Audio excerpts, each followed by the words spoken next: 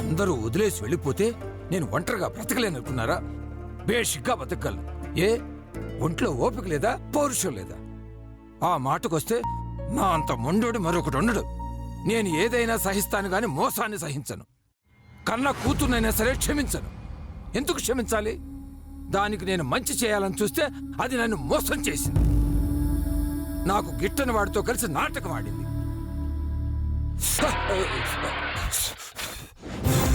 ఎందుకు వచ్చిన తిప్పులు మాస్టారు అవన్నీ?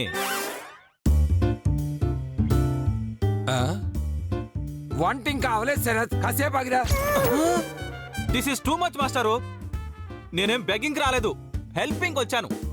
మీరు పెడితే తినడానికి రాలేదు, మీరు తిని పెట్టడానికి ఫుడ్తో వచ్చాను.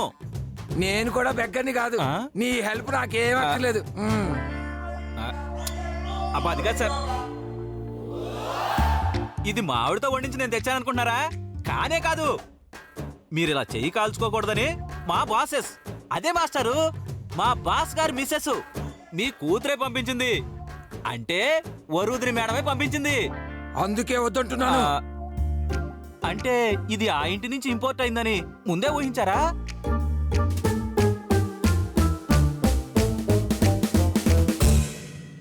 ఈ ఏజ్ లో కూడా ఎమోషన్స్ ఎందుకండి? కృష్ణారామ అనుకుంటూ పురాణాలు చదువుకోవడమో, రామారావు నాగేశ్వరరావు అంటూ ఓల్డ్ సినిమాలు చూసుకోవడమో చేయక ఆవేశాలకు పోయి బీపీలు షుగర్లు ఆహ్వానించడం అవసరమా? ఓకే, ఒప్పుకుంటాను. మా బాస్ ఒక ఈడియట్, పోకిరి, జులాయి. మీ అమ్మాయి చాలా బాధ పెట్టాడు. కానీ అదంతా ఒకప్పుడు. కానీ ఇప్పుడు ట్రెండ్ మార్చాడే. మీ అమ్మాయి కంప్లీట్ గా బెండ్ అయిపోయాడు, జెంటిల్మెన్ అయ్యాడు. జెంటిల్మెన్ లా మీ అమ్మాయి కూడా ఆయన్ని యాక్సెప్ట్ చేసింది. యు నో వన్ థింగ్, మీకు విషయం తెలుసా? వాళ్ళని నేను కూడా యాక్సెప్ట్ చేశాను. నేను ఒప్పుకున్నాక మీరు కాదంటే ఇట్స్ నాట్ గుడ్. విన్న వాళ్ళకి చూసే వాళ్ళకి వింతగా ఉంటుంది. సో గ్యాస్ ఆఫ్ చేయండి, క్యారియర్ ఓపెన్ చేయండి, హాయిగా తినండి. అయినా మాస్టరు, నేను చెప్పేది మీరు ఒప్పుకుంటారని నాకు తెలుసు.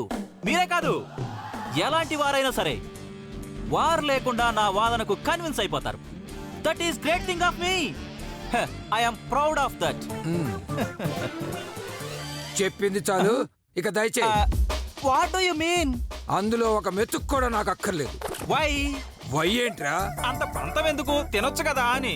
ఇంకొక క్షణం నువ్వు ఇక్కడ ఉన్నావంటే నేను అది తింటాం కాదు, నువ్వే నా చేతిలో తన్నులు తింటావు.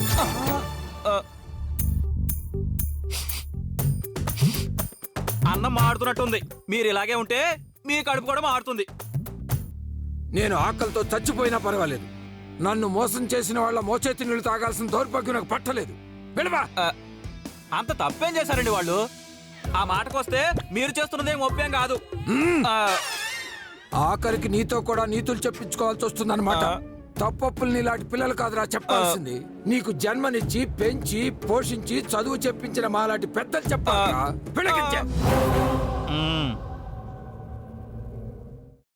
అమ్మా, అలాంటి వాళ్ళది నిజమైన ప్రేమ కాదు, అది వ్యామోహం. ఎగ్జాక్ట్లీ చిన్నత్త, నిజంగా ప్రేమించుకున్న వాళ్ళు అలా చేయరు. ఎంత మనసు విరిగిపోతే కన్న కూతుర్ని పట్టుకొని మా దృష్టిలో చచ్చిపోయా ఉంటుందా తల్లి? అది సరే అమ్మా, తన కూతురుతో తన మాట అనేటప్పుడు ఆమె మాటల్లో వ్యథ, కళ్ళల్లో బాధ గమనించావమ్మా? పెద్దబాబుకు బర్త్డే విషెస్ చెప్పు కూడా వెళ్ళాం కదా. ఊరికే ఎలా కాలిపోతుంది? మంట పెడితేనో పడితేనో తగలబడుతుంది.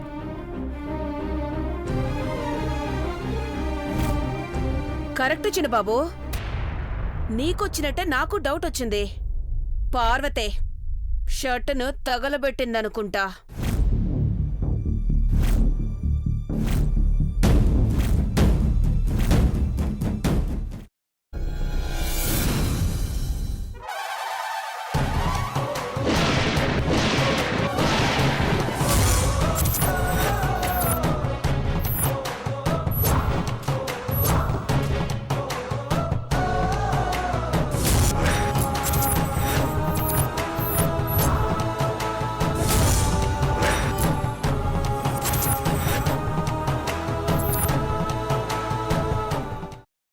వేసుకున్న తర్వాత పొట్టు తీసేసి చాప్ చేసి పక్కన పెట్టుకోవాలి.